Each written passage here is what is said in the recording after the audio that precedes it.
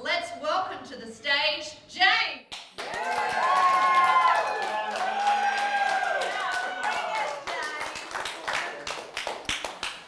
So, Bitnomics, the blueprint for navigating the final wealth transfer.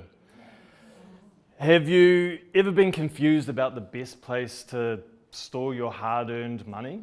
Yes. Yeah, well, Bitnomics makes it easy. It's not hard, not confusing, and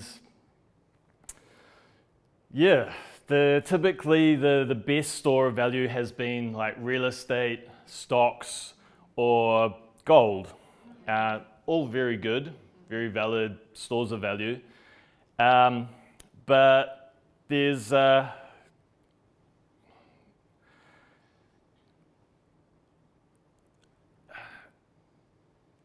adoption. Research has shown that adoption of Bitnomics is really taking off fast. A country has gotten onto the Bitnomics standard. El Salvador, the first country, has made it legal tender.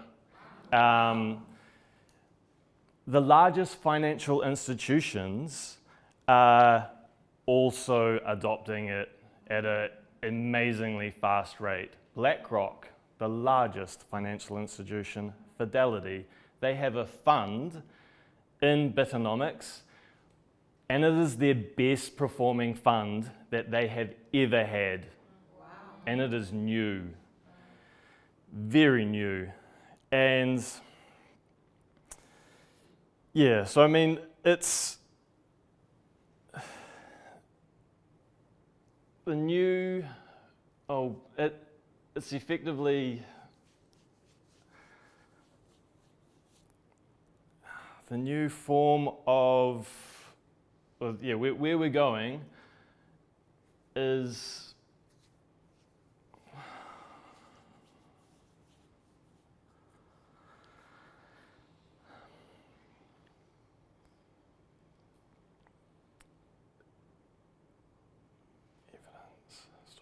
so that brings me to my story. The first time I learnt about money as a young child, I was 5 years old, and my mother was really sick.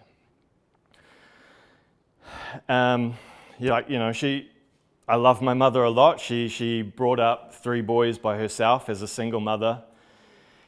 And 5 years old, I got in the car with her. We went down to the Whangarei Doctors Hospital. I waited in the car. She wasn't in there for very long. And when she came out, she was really uncontrollably sobbing. And I was a 5-year-old boy, like super helpless. I mean, I'd never had any money. I wanted to help my mum, but she was putting everything into helping her boys. And, she couldn't look after herself, didn't have the money. So I knew money was important. And I bought my first investment property when I was 20 years old. And sure, that did all right. But and that was in 2005, before the global financial crisis. And which is when Bitnomics came out, when they, during the bank bailouts, And a little bit after that, I bought my first, I put some of my hard-earned money into the Bitnomics, the new global wealth transfer, put a little bit of skin in the game, at $1,000, and then it dropped down to $400. And I didn't buy more, even though I bought more, like FOMOing when it was going up, like fear of missing out, numbers going up. And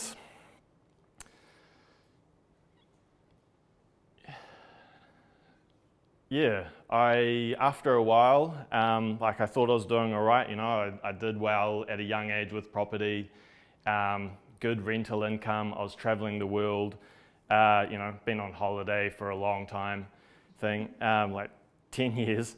And which I'm trying to change now. I want to really work hard and make a difference to the world. But back then, yeah, my buddy called me up after a while and he was like, have you checked your Bitnomics account? And I thought I had a decent amount like in my bank account, right? And it was more than what was in my bank account, and like just, you know, like nothing to a huge amount. Yeah, and I've lost most of it. I thought there was maybe new versions of Bitcoin, so I put my money into those. Well, I bought those with my Bitcoin. I also was greedy. I would try to get more Bitcoin by leveraging it. That didn't work out well. And yeah, I am now the founder of the New Zealand Bitcoin only community in New Zealand. I am well known, obviously, in the New Zealand community and in Australia as well. I go to all the conferences, and yeah, I help educate people around what Bitcoin is, Bitnomics, and the final global wealth transfer. And if you'd like to know more, I would love to run you through the best practices for buying and storing, and if you really have to, sell to, you know, help your family or whatever you need to do.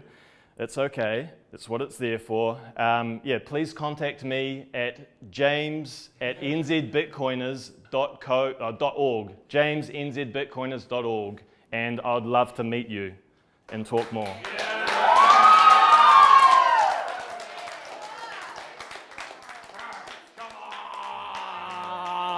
Hug it out! Man, far out, what a journey you've been on the last few days. Mate, you know, you put a lot of pressure on yourself. But you know something?